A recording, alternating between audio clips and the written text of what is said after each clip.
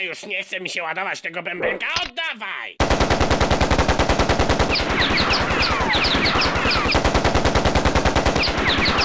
Trzeba, Janusz, zdejmijcie go ze snajperki! Skanderze, to się nazywa kampowanie! Daj, Janusz, jestem w tym dobry.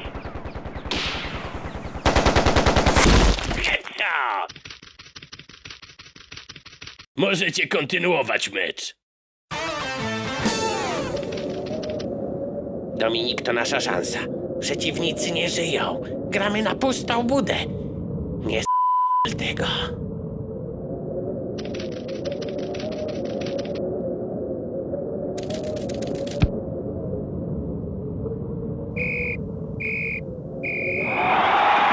Proszę Państwa, koniec meczu! Nie wiem, co jest bardziej niewiarygodne.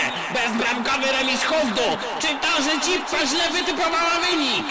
Oto ostateczne wyniki w grupie A. Na ostatnim miejscu RKS Hufdu z 1 punktem.